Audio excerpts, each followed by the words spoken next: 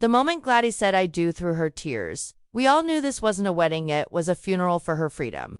And now, in Gilded Age Season 3, Episode 5, everything starts to fall apart. The trailer doesn't hold back. It hints at heartbreak, betrayal, and emotional unraveling. And it's all coming faster than we ever imagined. Gladys' life, once protected behind the towering walls of the Russell mansion, is now unraveling across the ocean. Far from home, far from anyone who can save her. And what's worse, this is just the beginning. If Episode 4 was about the illusion of power, Episode 5 is the cold slap of reality. So buckle up, because what's coming next will shatter everything you thought you knew about these characters. Episode 5 begins with the fallout hand. It's not subtle. Gladys is no longer the girl we met in Season 1. She's a woman trapped in a gilded cage, now locked in a loveless marriage, surrounded by strangers who speak in rules, expectations, and veiled threats. The trailer opens with a chilling moment: Gladys sitting alone, staring out a frosted window, with empty wine bottles nearby and shadows under her eyes that weren't there before. It's clear she started drinking not for pleasure, but to silence the storm inside her. What's even more heartbreaking is that nobody seems to care. The Duke is distant, distracted, and emotionally absent. His sister Sarah, cold as ever, hovers around Gladys like a vulture, suffocating every breath she tries to take. From the outside, she's a duchess, now celebrated and admired. But from the inside, she's drowning. But Gladys isn't the only one spiraling. Back in New York, Bertha Russell is trying to keep her empire intact, but the cracks are showing. For the first time, her iron grip on the social world begins to slip. Marian's growing relationship with Larry has Bertha on edge. And the more she tries to control it, the more it slips through her fingers. She's not just afraid of scandal, she's afraid of losing control of her children, of her image, of the legacy she built from scratch. And just when she thinks she's patched one hole, another tear appears, this time from her past. Monica O'Brien, Bertha's estranged sister, continues to haunt her like a mirror she refuses to look into. Monica is everything Bertha used to be: kind, grounded, uninterested in titles and gowns. And in Episode 5, their feud reaches a breaking point. Monica refuses to play by Bertha's rules. She questions everything: Gladys' wedding, Bertha's motives, even the price of ambition. And the most brutal part? She does it without raising her voice. Just her presence is enough to send Bertha spiraling into defensiveness and desperation. Meanwhile, Larry finds himself stuck between two worlds. On one hand, he's the charming, successful son of a power couple. On the other, he's deeply conflicted, especially now that Marian has seen his darker side.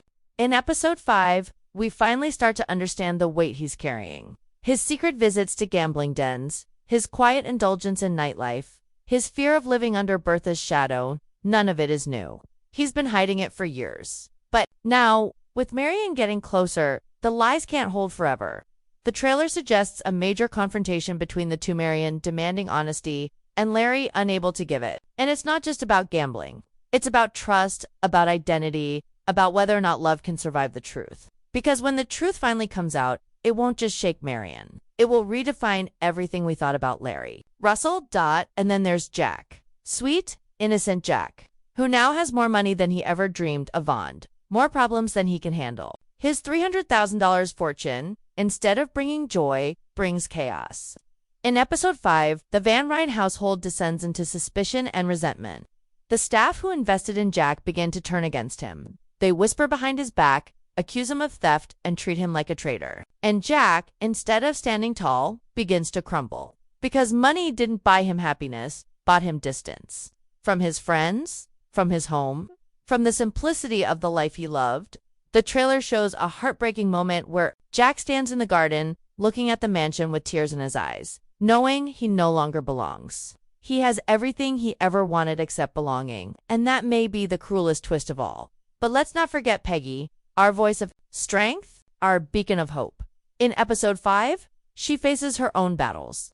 William Kirkland continues to pursue her with genuine affection. But his mother Elizabeth is an immovable wall of prejudice and judgment. Elizabeth is cold, colorist, and deeply classist. She refuses to see Peggy as worthy, not because of who she is, but because of what she represents. In a devastating scene teased in the trailer, Elizabeth confronts Peggy after a speaking engagement, belittling her career, her background, and her father. But instead of shrinking, Peggy stands tall. And when her ex-Lavora, fellow journalist, enters the picture, the stakes only rise. William will finally be forced to choose his family's approval or his love for Peggy. And the whispers behind the scenes suggest that his choice may come in the form of a proposal. But proposals don't always mean peace. Not in the Gilded Age, with Gladys trapped in a nightmare across the ocean, Bertha clinging to control back home, Marion at a crossroads, Larry unraveling, Jack alienated by his fortune, and Peggy forced to fight for love and respect. Gilded Age Season 3 Episode 5 is gearing up to be the emotional peak of the season. The trailer is just the beginning. What comes next may change everything. And as the emotional chaos deepens in Episode 5, the real question becomes, who will break first? Because right now, every single character is standing on the edge of something dangerous. And let's be honest, Gladys might be the first to fall. Her isolation in England is no longer just about a bad marriage, it's becoming a full-blown mental health crisis. From what we've seen in the trailer, she's not just drinking to escape. She's also beginning to lash out. There's a heartbreaking moment where she pushes a servant away and then collapses to the floor, sobbing uncontrollably. This isn't the spoiled daughter of a rich family anymore. This is a young woman who has been emotionally abandoned by the people who were supposed to protect her, the silence from her mother, the too late kindness from her father, and now the eerie, suffocating presence of Saratha Duke's sister, who treats Gladys less like a person and more like a porcelain doll to be polished and displayed. Episode 5 will make it very clear. Gladys is in danger. Not physically, but emotionally, spiritually. And no one is coming to save her, but while Gladys suffers in silence, back in New York, Bertha Russell is putting on her fiercest face yet. And it's terrifying. Because Bertha is the kind of woman who only tightens her grip when things begin to slip. She begins planning her next grand event, trying to outdo even her daughter's wedding, as if throwing another ball will erase the growing tension in her family, but it won't. In fact, it only makes things worse. Her obsession with status blinds her to what's happening under her own roof. She doesn't see Larry's quiet rebellion. She doesn't hear the doubts in George's voice. She certainly doesn't recognize the quiet threat Monica poses to her carefully curated world. Monica, who continues to make herself known attending dinners, speaking her mind, refusing to be intimidated. And the more Bertha tries to dismiss her, the more Monica becomes the one voice of truth in the room. She reminds everyone that money doesn't make a person powerful, character does. And for the first time, Bertha starts to panic. Because she knows that deep down, if forced to choose between money and family, she might not choose family. And that realization could break her. Meanwhile, Larry is falling apart in slow motion, and honestly, it's painful to watch. He wants to be better. You can see it in the way he talks to Marion, the way he tries to protect her from his darker habits, but secrets have a way of poisoning even the best intentions. In Episode 5, his nightlife is exposed in the worst way possible. A rival from one of the gambling clubs shows up at an event, possibly one of Bertha's, threatening to spill everything. Marion is stunned. She realizes she's been lied to not about one night, but about an entire part of Larry's life. And worse, he doesn't deny it. He just stands there, ashamed, broken, unable to defend himself. Marion walks away, confused and heartbroken, and you can feel the relationship slipping through their fingers. And while we know Bertha will use this moment to try and end the romance for good, the real damage is already done. Because now Marion doesn't just doubt Larry, she doubts her own judgment. And that self-doubt will haunt her through the rest of the season. And just when you think Jack might find some peace, the tension in the Van Ryn household explodes. The secret of his wealth is revealed not by him, but by someone jealous enough to dig through his belongings. Suddenly, the staff turn on him. They demand to know why he didn't tell them, why he let them believe he was still struggling. Like the rest of them, they accuse him of betrayal, of greed, even of theft. And Jack, who has always been kind, honest, loyal, now finds himself completely alone. Mrs. Bauer tries to stand up for him, but even her voice is drowned out by the anger and suspicion of others. Jack flees the house in shame, and for the first time, he realizes that having money doesn't mean you belong. In fact, it may be the very thing that pushes people away. The pain on his face is unbearable. He wanted to do something good. Instead, he's lost the only home he ever knew. And that loss may be the most devastating storyline of Episode 5. But while everything around her is crumbling, Peggy is rising. Stronger, bolder, more determined than ever.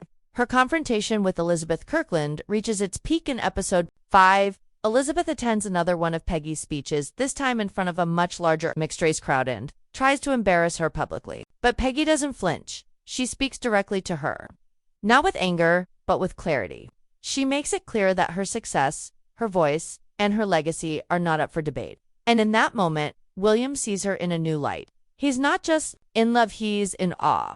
After the event, he takes her hand and promises to stand by her no matter what his family says. And when her journalist ex approaches them, William doesn't back down. He shakes the man's hand. He introduces himself as Peggy's partner.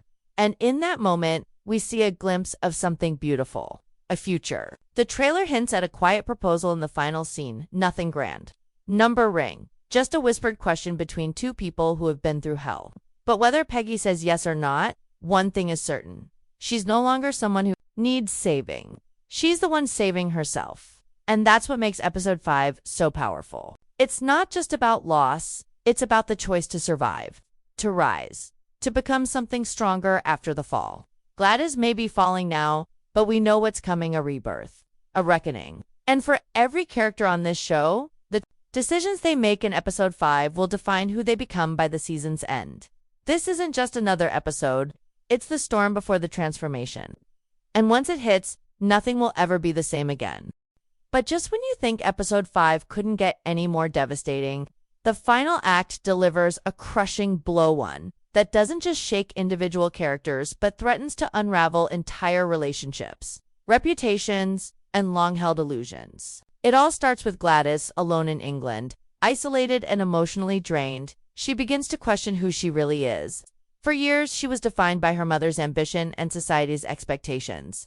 But now, as a duchess in name only, trapped in a cold mansion with a husband she barely speaks to and a sister-in-law who watches her every move, Gladys begins to truly break. There are flashes of her wandering the halls late at night, whispering to herself, losing her grip.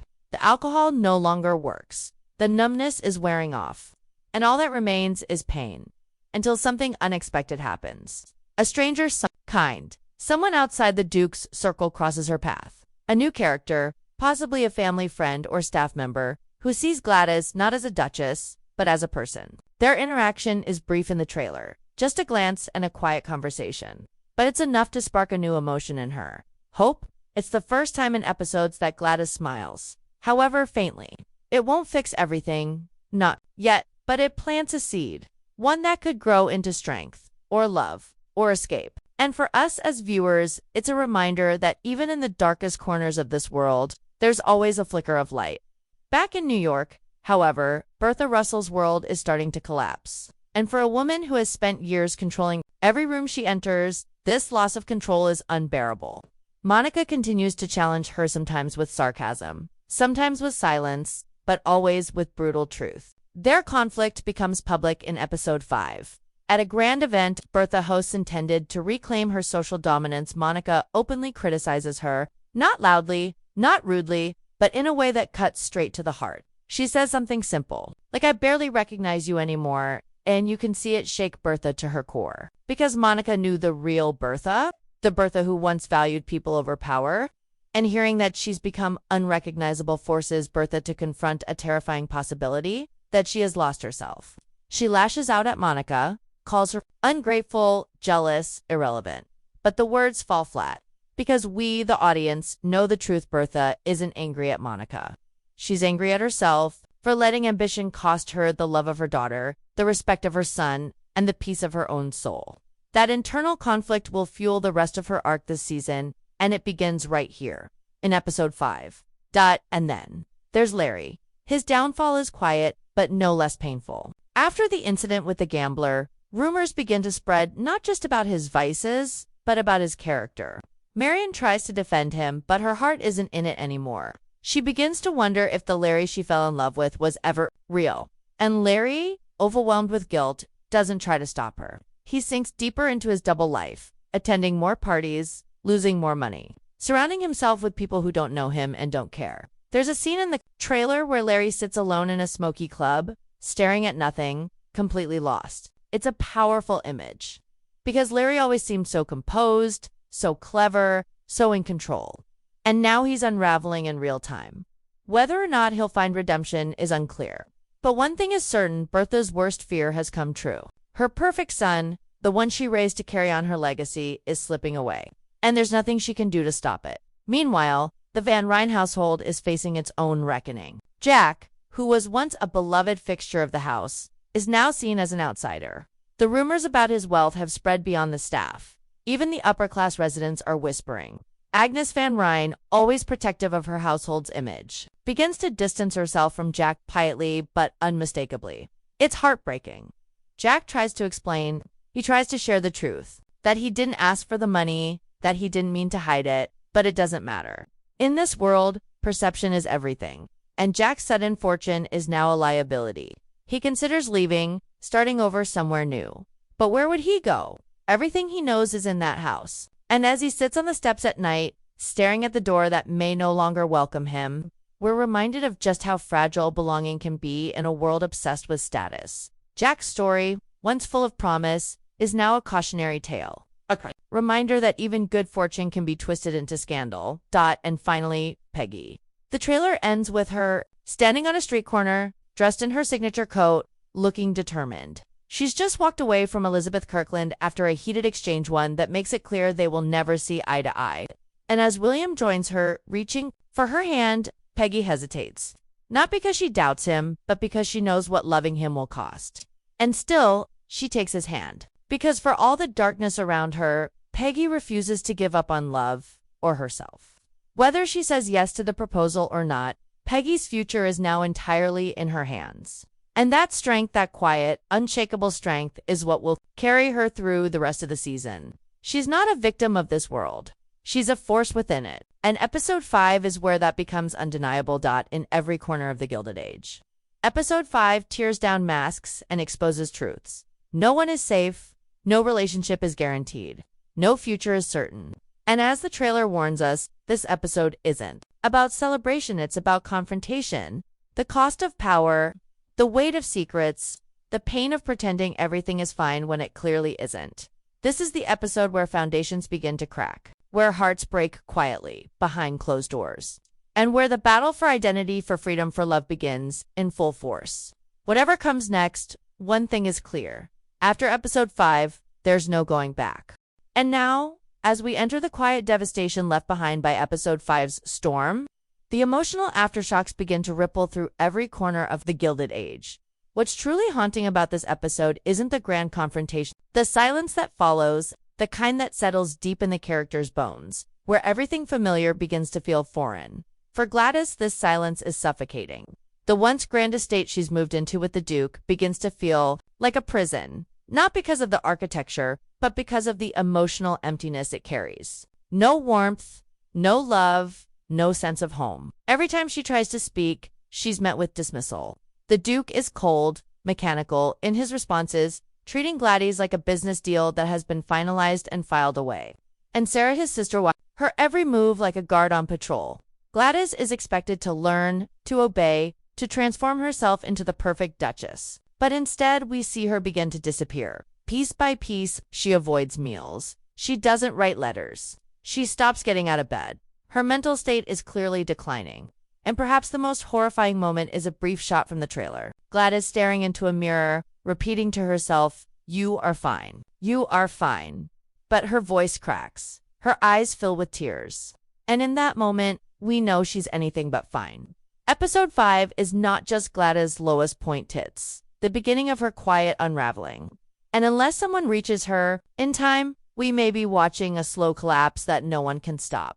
Back in New York, the effects of Glady's disappearance are felt in subtle, unsettling ways. Bertha begins to behave differently, more defensive, more dismissive. She throws herself into planning yet another exclusive event, as if the next big ball will somehow cleanse her of guilt. But she's not fooling anyone, especially not George. He watches her closely now.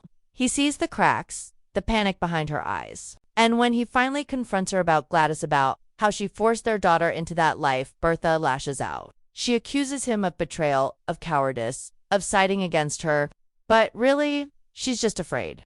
Afraid that everything she built, every status symbol, every name on her guest list, might not be worth what it cost. And when Monica enters the room, invited by George, Bertha's facade begins to crumble. The two sisters have a conversation that isn't loud, but it cuts deep. Monica doesn't accuse or insult. She simply asks, was it worth it? And Bertha, for the first time in this season, doesn't answer. Because even she doesn't know. Anymore, episode 5 forces Bertha to look into a mirror she's been avoiding for too long. And the reflection staring back isn't one she recognizes. Meanwhile, the emotional distance between Larry and Marian grows wider. Larry, haunted by his exposure and ashamed of his secret life, begins to retreat. He skips events, avoids conversations, tries to bury himself in work, but the damage has been done. Marian, hurt by the lies, begins to pull away emotionally. She doesn't stop loving him. That's what makes it hurt more. She just doesn't trust him.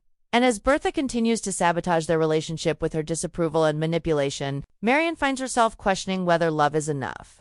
There's a quiet moment where she sits with Agnes and Ada, holding a letter Larry sent her. She reads it aloud. It's an apology. It's honest, raw, even poetic.